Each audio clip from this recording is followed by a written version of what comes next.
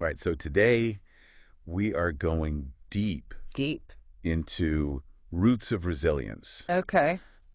This is the handbook that you sent over, Right. and it's all about how communities throughout history have not just survived, Right. but actually thrived through some Yeah. pretty serious challenges. Absolutely. We're talking fascinating groups like Oh, yeah. the kibbutzim in Israel, Mm. the Amish, Yeah. even ancient systems like the Milpa in Yeah. Mesoamerica. Mm-hmm. It's like a global treasure hunt I love that. for the secrets of resilience. Yeah. And what I think is so interesting about the book is that I'll read. it doesn't just list examples. Yeah. It digs into the why. Oh. You know, what were the patterns Yeah. that made these communities work? Right. What can we learn from them? Yeah. Even if our own, quote unquote community Right. is just our family Yeah. or our neighborhood Yeah. or our workplace. It's not just a history lesson. Right. It's like a toolkit for the future. Totally. So let's start unpacking some of these historical models Okay. of collective organization. All right. The kibbutzim Yeah. in Israel, for example, Mhm. were founded on this really radical idea It was radical. of shared resources Shared everything. and mutual support. Yeah. They basically went from farming communities Right. to having these really diverse economies, Mhm. which is super impressive. That's a huge part of resilience, right? Yeah. Being able to adapt. Right. Like they held on to their core values, but Yeah. they weren't afraid to evolve. Right. Some of them even partially privatized, Wow. Yeah. which is fascinating. Yeah. What were those core values? Yeah. That allowed them to change while staying true to themselves. It's a great question. Okay, next up, we've got the Zapatista autonomous communities Okay. in Mexico. Right? They have this really fascinating decentralized governance structure Yeah. with local councils Mm. called caracoles, which is a pretty cool name, I like that word. managing everything from education to healthcare. At a very hyper-local level, which Yeah. is so cool. What's so fascinating about the Zapatistas Yeah. is their fierce independence. Oh, yeah. They're all about self-governance, Mm. preserving their culture, Absolutely. even in the face of external pressures. Yeah. It makes you think, how much of resilience is about having the power Right. to shape your own destiny? I mean, that's Yeah. huge. It's like they're not just resilient. Right. They're actively Mm. shaping their own resilience. Shaping their own resilience. Okay, switching gears completely. Okay. There is this movement called the Transition Towns Movement. Oh, yeah. It's a global network It's worldwide. of over 1,300 initiatives Wow. in over 50 countries, That's amazing. all focused on local solutions Mm-hmm. to climate change. Yeah. They are building things like Oh, wow. local food systems, Mm. renewable energy. Super inspiring. It's a really cool Yeah. kind of model. And the fact that it's a global movement Right. speaks to the power of a shared purpose, Mm-hmm. even across geographical boundaries. Yeah, it's like even though they're doing it in their own local way, Right. there's this understanding that we are all in this together. They're all in this together. Yeah. Okay. Ready for some ancient wisdom? I'm always ready. Okay. The Milpa system in Mesoamerica is this incredible example of sustainable agriculture. Yeah. They interweave corn, beans, and squash, Right. which promotes biodiversity Yeah. and soil health. Uh-huh. It's like the ultimate permaculture system. It's like permaculture before permaculture. Yeah. It's amazing. Centuries before permaculture was even a thing. Right. Like it's not a new Yeah. idea. And it's so cool. Yeah. It's like, What- what have we lost touch with Right. in our modern rush for progress? That's deep. It is deep. And there are so many other examples in this handbook. Yeah. The Greenbelt movement in Kenya, Mm-hmm. led by women planting millions of trees Right. to combat deforestation. Powerful. The Sarvodaya Shramadana movement in Sri Lanka, Okay. weaving together Gandhian and Buddhist principles Wow. for community development. Amazing. It's mind-blowing. It is. So after seeing all these incredible examples, Yeah. what patterns of success do you see? Well, the handbook points to some pretty clear patterns. Okay. One major factor is shared governance. Okay. Think about the kibbutzim with their community assemblies, Oh, yeah. the Zapatistas with their caracoles, or even the transition towns with their emphasis on citizen engagement. Right. It's about empowering members Right. and giving them a real voice Yeah. in decision making. So it's not just about having a leader. Right. It's about creating systems where Yes. everyone feels like they have a stake Exactly. in the community's success. Having ownership. Yeah. And this often goes hand in hand with another key pattern, Okay. resource pooling. Resource pooling. Whether it's the Mondragon Corporation's cooperative bank Right. or the kibbutzim's communal systems, Mhm. we see that sharing resources Yeah. strengthens the whole community. Strengthens everyone. Yeah. It's a recognition that we're all interconnected. Right. We're all in this together. Okay, so shared governance, Yeah. resource pooling. Mm-hmm. There's got to be more to it than But more. just structures and systems. Way more. You Yeah. can't build a resilient community Right. without having some way to deal with conflict. Or yeah, conflict resolution. Conflict resolution. Okay. These groups understood that disagreements are inevitable, Right. but they had systems in place Right. to address them constructively. Interesting. They prioritized dialogue, Okay. mediation, Mm-hmm. even things like restorative justice practices Wow. to maintain harmony. So instead of brushing things under the rug, No. they faced those conflicts head on, Yeah, head on. but in a way that brought people together. That brought people together. And finally, let's not forget the importance of Yes. social cohesion. Social cohesion. Think about the Zapatistas' focus on preserving their culture, Mm-hmm. or the Sarvodaya Shramadana movement, Mm-hmm. integrating spiritual values. Yeah. These communities fostered a really strong sense Yeah. of belonging. Belonging's huge. It's like beyond the practical stuff. Right. There's this deeper sense of shared identity and Yeah. purpose that binds them together. And that's what makes them resilient.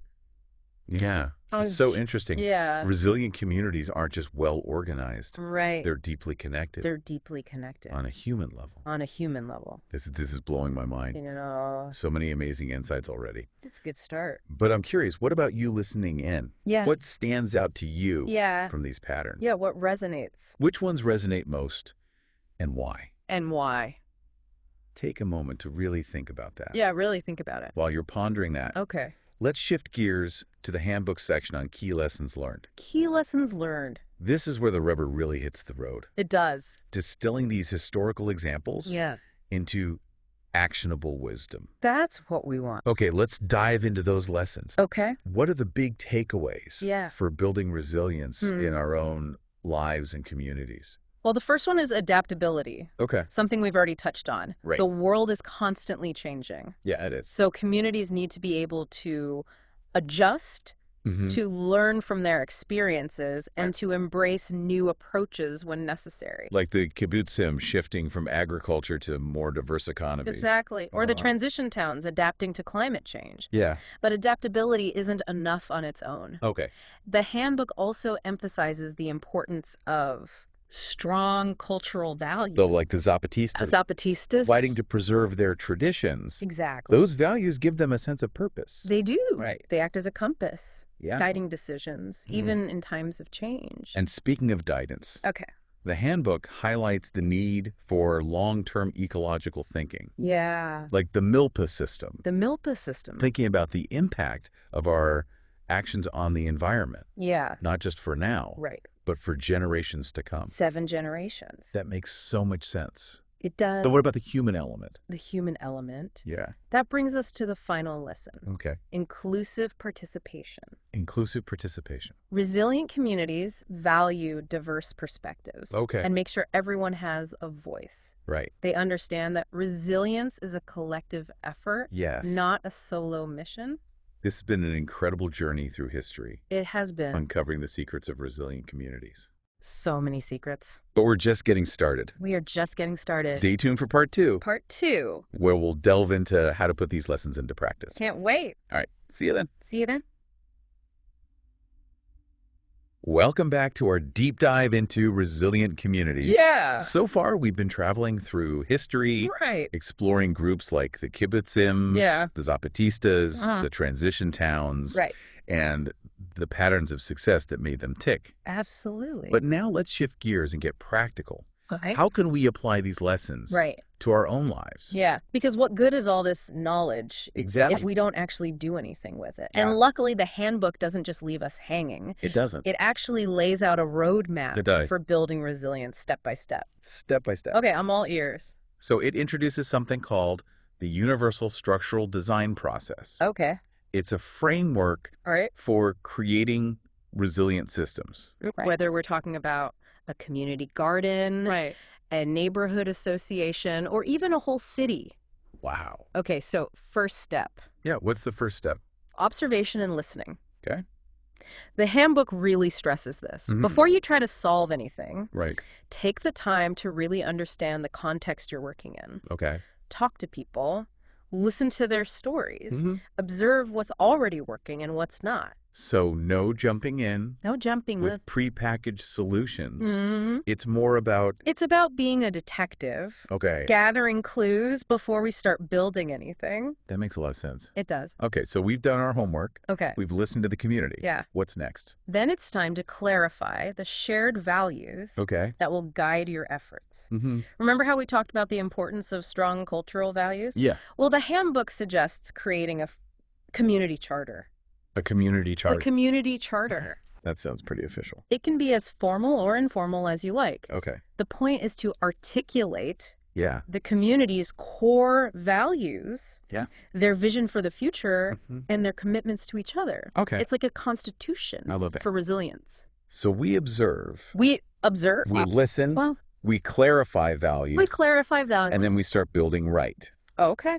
Not so fast. Oh. The next step is mapping and analyzing the system. Right. This involves things like resource mapping, Okay. figuring out what skills and resources already exist Right. in the community. So who has what talents? Exactly. Yeah. What assets can we leverage? Mm-hmm. What gaps do we need to fill? So it's like taking inventory. It is like taking inventory Before you start cooking, before you start cooking. you need to know what ingredients you have to work with. You need to know the ingredients. Okay? You also need to analyze the social networks, Right. the relationships, and connections between people. So who are the influencers? Exactly. How does Okay. information flow? Yeah. And of course, you need to consider the ecological context. Oh, right. The environmental piece. The environmental piece. Okay.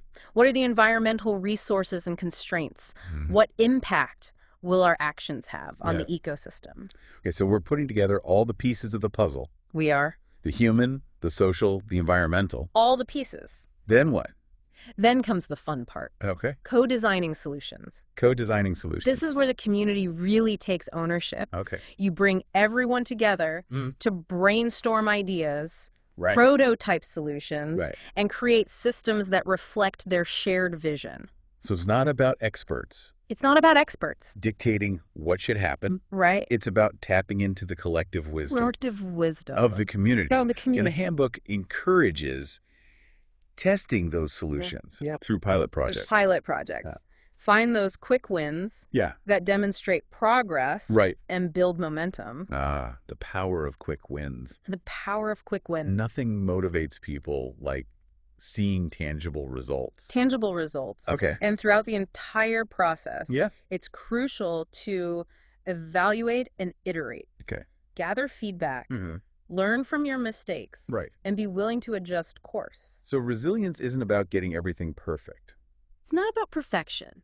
on the first try. It's not. It's about embracing a process It's a process of continuous learning and improvement. continuous learning and improvement. Okay. Now, once you've designed these resilient systems, Right. how do you make sure they stick around? Yeah, how do you make them last? That's where the next stage comes in. Okay. Integration and scaling. Integration and scaling. Right, because we don't want our solutions Right. We don't want them to exist in a bubble. in a bubble. We want them to actually become part of Part of the fabric of the community. of the community Yeah. that involves formalizing structures, Okay. creating clear governance systems, Mm. establishing financial mechanism, Right. and building strong alliances, Right. both within and beyond the community. So it's about taking those grassroots solutions and giving them the support and infrastructure they need The to infrastructure. thrive over the long haul. The long haul. Okay. Now remember, this whole design process Yeah. is just a framework. Right. It's meant to be adapted Okay. and tailored to the unique circumstances of each community. Right. But the key principles, Mhm. observation, Yeah. co-creation, Okay. iteration, Mhm. sustainability, Right. these are universal.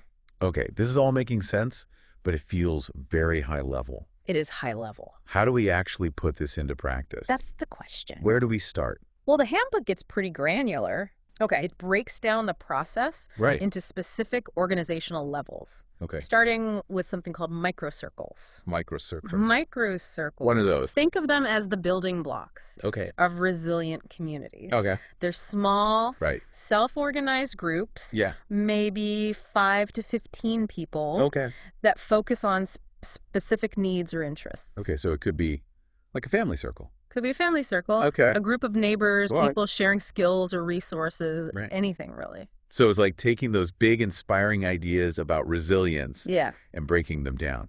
Into manageable, bite-sized pieces. Bite-sized pieces. Okay. The handbook actually provides detailed guidance on how to form and structure microcircles. Oh, cool. It even suggests different decision-making methods from simple consensus to more formal voting. Okay, so microcircles are all about starting small. Building those connections at the grassroots level. But how do you go from a bunch of small groups to a resilient community? Good question. How do they all work together? That's where the next level comes in. Okay. Village or neighborhood councils. Okay, village or neighborhood councils.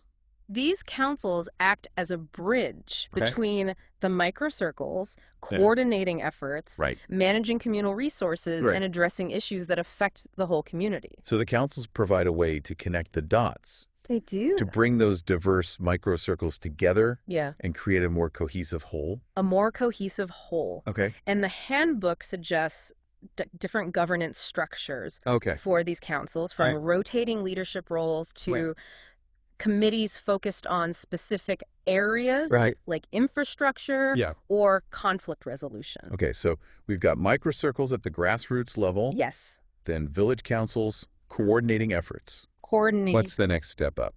It keeps going. Does it just keep going? It can. Wow. The handbook describes district or bioregional councils that operate at an even larger scale. Wow. This is starting to feel like a blueprint for a whole new society. It is kind of a blueprint. But I have to ask, with all this talk about councils and structures, doesn't it get a bit bureaucratic? It's a valid concern. Yeah. And the handbook addresses it head on. Okay. It emphasizes that these systems should be flexible, adaptable, and participatory.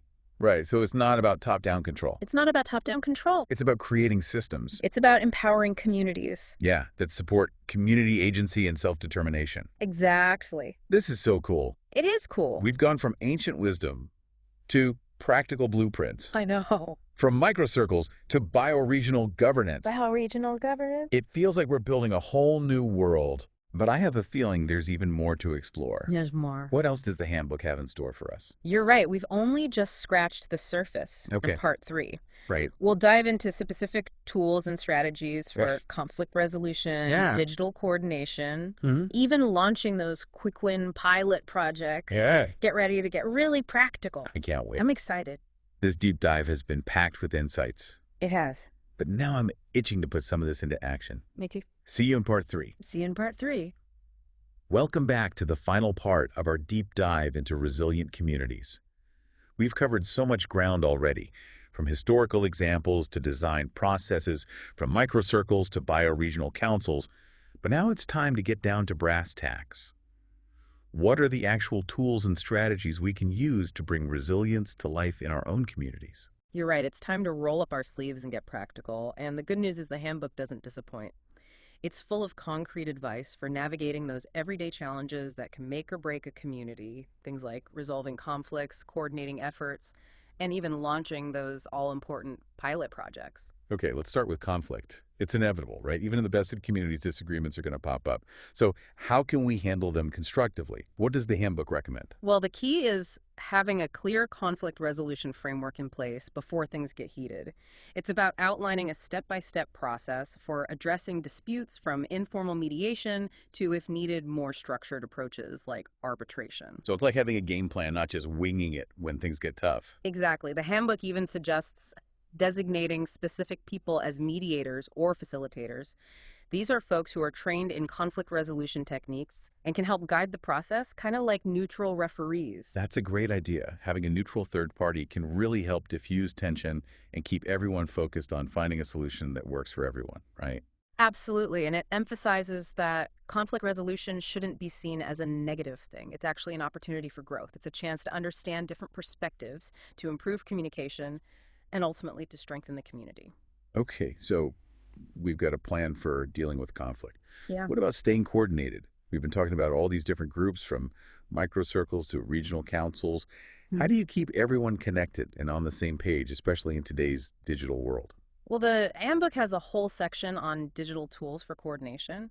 It's all about embracing technology, things like shared calendars, messaging platforms, Mhm. project management tools. They can really streamline communication, especially for larger groups or those spread out geographically. It makes sense trying to coordinate everything through emails and phone calls would be a nightmare, especially with busy people. Exactly. These digital tools can make it so much easier to collaborate, share information, and keep everyone on track. Okay, communication and coordination, Chuck, but what about having the right skills? How can we make sure that communities have the knowledge and know-how to actually implement these resilient solutions? It seems like a lot of this stuff requires specific expertise. That's where training and capacity building come in. The handbook is big on investing in education, both for individuals and for the community as a whole.